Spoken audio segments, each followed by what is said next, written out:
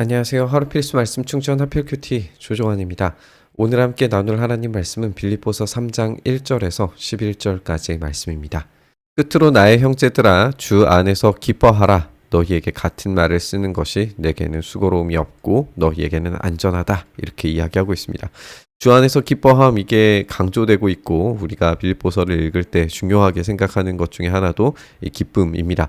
사도 바울이 자기가 경험하고 있는 상황 자체가 전혀 기뻐할 수 없는 상황임에도 불구하고 기뻐하라고 강조하는 것을 우리가 보게 되죠.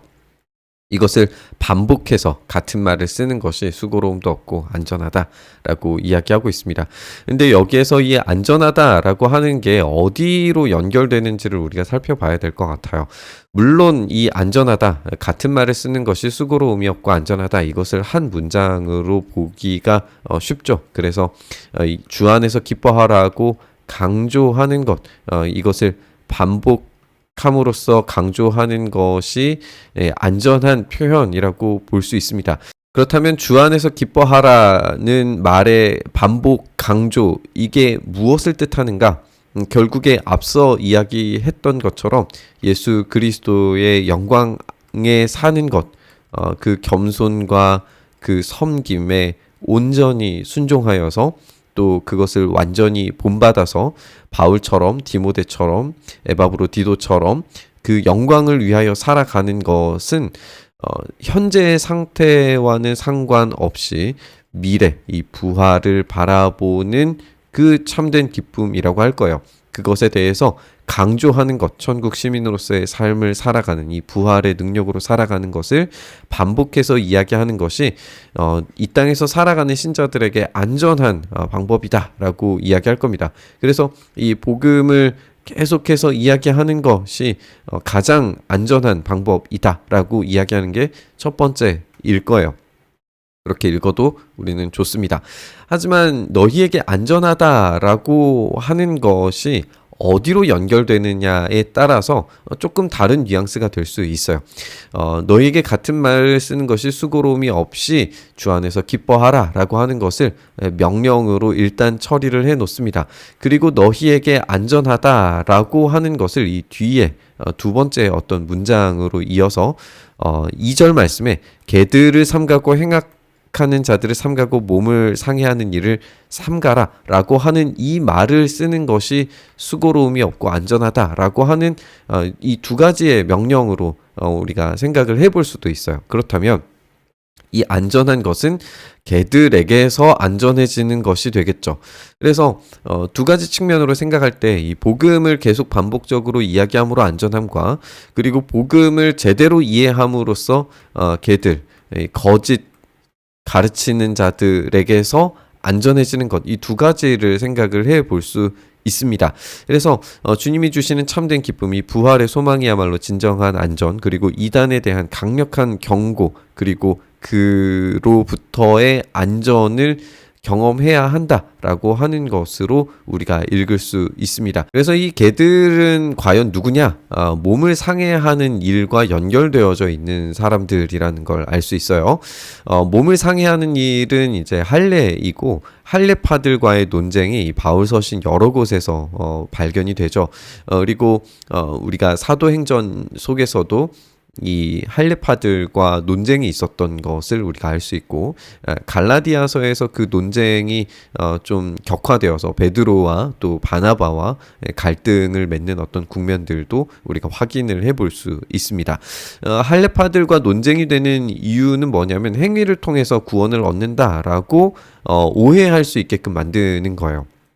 물론 할례파들이 주장하는 것이 몸의 행위만을 이야기하는 건 아닙니다. 이 뒷부분에 보면은 알겠지만 그것이 이 언약 백성으로서의 표지이기 때문에 이 언약 백성으로서 지켜야 될 어떤 여러 가지의 과정들 안에 이 할례가 있는 거죠.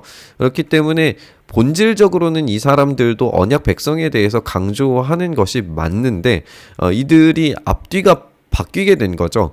언약 백성으로서의 강조가 아니라 할례 받는 것에 대한 강조점이 너무 심하게 찍혀 있다 보니까 이제 행위를 통한 구원을 이야기하는 것처럼 오해되게 돼버리는 거예요.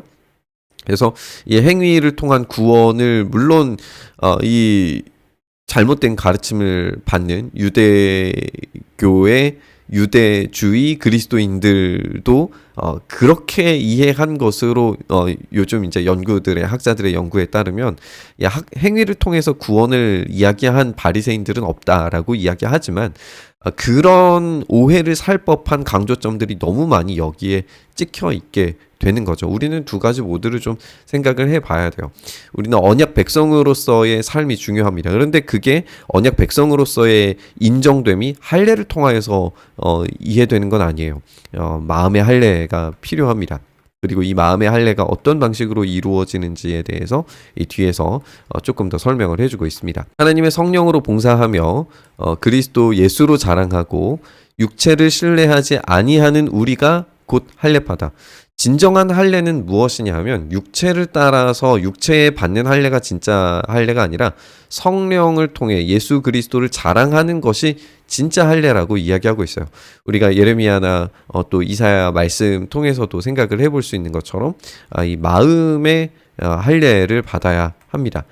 이것이 곧 성령께서 우리에게 주시는 할례이고 예수 그리스도를 자랑하게 되는 참된 언약 백성으로서 정체성을 회복한 자들이 진짜 할례파다라고 이야기하는 거죠. 사도 바울이 육체적으로 그러니까 언약 백성이 만약에 육체적인 어떤 행위나 또 조건들이 필요한 거라면 그야말로 사도 바울이 최적의 조건이다라고 하는 것을 이야기를 해요. 만일 누구든지 다른 이가 육체를 신뢰한 것이 있는 줄로 생각한다면 나는 더욱 그러하니 이제 사도 바울의 이야기죠. 8일 만에 할례를 받고 이스라엘 족속이고 베냐민 집하고 히브리인 중에 히브리인이고 율법으로는 바리새인이고 열심으로는 교회를 박해하고 율법의 의로는 흠이 없는 자라고 자기를 소개합니다. 그래서 예수님께서 새로운 방식 십자가의 죽으심으로 그 모든 것들을 완성하셨습니다.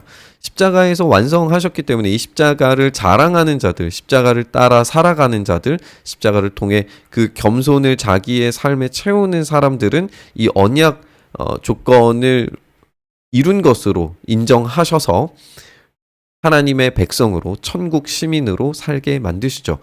그러니까 이런 조건들은 이미 실패했다는 것이 인정되었기 때문에 이게 자랑의 요소, 자랑의 거리가 되지 않는다는 겁니다.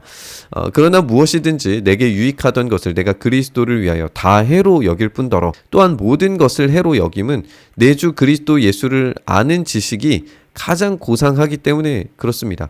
그 이전의 것들은 복음에서의 장애물일 뿐이에요. 그런 것들은 다 해로 여깁니다. 내가 그를 위하여 모든 것을 잃어버리고 배설물로 여김은 이 모든 것들이 다 쓸모없는 것처럼 다 버리고 오로지 복음을 위하여서 예수 그리스도의 십자가를 따르는 삶을 살고 있죠. 이 십자가를 아는 지식, 그것을 따라가는 삶, 순종과 겸손의 삶이 사도 바울에게는 최고의 가치라고 알고 있습니다. 그래서 예수 그리스도를 아는 지식이라고 하는 것은 단순히 아는 게 아니에요. 이것은 암과 지식과 삶이 함께 연결되어져 있고 포함되어져 있는 겁니다. 그렇기 때문에 다른 모든 것들에 대해서 해로 여기고 잃어버리고 배설물로 여겨도 오로지 예수 그리스도를 아는 지식으로 살아가게 되는 겁니다. 그 안에서 발견되려 함이니 내가 가진 의는 율법에서 난 것이 아니오 오직 그리스도를 믿음으로 말미암아 남은 것이다. 이렇게 이야기하고 있습니다. 율법으로는 의를 만들어낼 수 없다라고 하는 것을 아주 선명하게 이야기하고 예수 그리스도를 믿는 믿음만이 오로지 의를 얻는 방법이다 라는 것을 이야기하고 있습니다. 인간적 방법으로는 혈통적 언약 백성으로서는 한계가 있다는 것이 명확해졌어요. 이 혈통으로서 얻어지는 어떤 육체적인 이 언약 백성으로는 한계가 있습니다. 오로지 믿음으로 얻는 언약 백성이 참된 언약 백성이고 그것으로 말미암아 하나님께로부터 난 의를 얻게 되는 유일한 방법입니다. 내가 그리스도와 그 부활의 권능과 그 고난에 참여함을 알고자 하여 그의 죽으심을 본받아 어떻게 해서든지 죽은 자 가운데서 부활에 이르려 하노니. 이제 사도 바울의 관심, 그 기쁨의 최종적 목적지가 어디냐? 부활입니다. 그래서 이 기쁨을 강조하고 또 강조하는 이유는 뭐냐면 이 기쁨이 결국 최종적으로 부활을 얻도록 하는 예수 그리스도를 아는 참된 이 지식, 우리가 계속 이야기하는 것처럼 이 지식은 암과 삶 모두를 포함하는 거라면 예수님과 함께 부활에 이르는 것, 이것만큼 위대한 기쁨은 없는 거죠. 예수 그리스도와 연합하는 한 뜻, 하나의 행동, 하나의 연결된 삶을 살아갔을 때에 이 부활은 확실히 경험되는 것으로 확신할 수 있게 되죠. 그래서 이 부활에 이르기 위하여서 이 부활의 권능과 고난의 참여함을 알고자 했다. 그것을 살아내고자 했다라고 이야기합니다. 그래서 이 복음을 아는 것이 최고의 또 유일한 이 보호의 기능을 한다는 것을 우리가 알 수 있어요. 우리가 살펴본 것처럼 언약 백성이 되는 것은 혈통이나 어떤 육체에 행하는 행위로 얻어지는 것이 아니라 오로지 예수 그리스도를 믿는 믿음으로만 얻을 수 있는 것입니다. 그 부활의 능력에 함께 동참하는 것이야말로 참된 기쁨이고, 그 기쁨에 대해서 강조하고 있는 사도 바울이 지금 현재의 상태에서는 어려움과 아픔과 고통으로 가득하지만 그럼에도 불구하고 기대와 소망, 이 기쁨을 꺾지 않는 그 강력한 보호 안에 있는 이유가 바로 이 부활 때문에 그렇습니다. 이것이 바로 복음이고, 이것이 우리를 살아가게 만들 수 있는 힘이고 능력이고, 언약 백성 천국 시민으로서 가지는 위대한 특권이고 혜택입니다. 이 혜택 안에 머물기 위해서 거짓 가르침을 가르치는 자들처럼 어떤 육체적인 행위, 또 혈통적인 유대인, 혈통적인 그리스도인이 되도록 만들기 위한 여러 가지 장치들을 자랑할 필요가 없는 거예요. 우리에게는 오로지 예수 그리스도를 아는 지식, 그 십자가를 어떻게 지셨고 그 부활을 어떻게 경험하셨고 그것을 우리에게 어떻게 주셨는지, 그리고 그 모든 것들이 십자가와 부활이라고 하는 것이 구약과 그 예수님의 모든 말씀이 완성되고 성취된 것이라는 것을 깨달아서 그것을 삶으로 구현하고 따라가고 또한 표현해내는 그런 삶이 진짜 언약 백성으로서의 삶이다라고 하는 것을 우리가 알 수 있습니다. 오늘 우리가 그 십자가 또 예수 그리스도를 아는 지식으로 가득 차서 세상의 방식으로 또 거짓된 생각으로 살아가는 것이 아니라 오로지 완전한 상태의 복을 주시는 그 부활을 우리가 소망하며 주님을 닮은 하루를 살아낼 수 있기를 소망합니다. 오늘 그 십자가를 지는 삶, 예수 그리스도를 아는 지식으로 풍성한 삶 살기를 바라고 소망하며 우리 묵상의 자리로 나아가시죠. 주님, 우리가 주님께서 주시는 그 참된 복음의 삶 앞에서 참된 안전과 보호를 얻을 수 있게 하여 주시옵소서. 예수 그리스도를 아는 지식, 그 안과 삶이 결합된 예수님과 하나 된 연결된 삶이야말로 우리의 가장 큰 위로고 부활이고 소망이고 복음인 줄 믿습니다. 그 안에 오늘도 머무르게 하시기를 간절히 바라고 소망하며 우리 주님 예수님 이름으로 기도드리옵나이다. 아멘.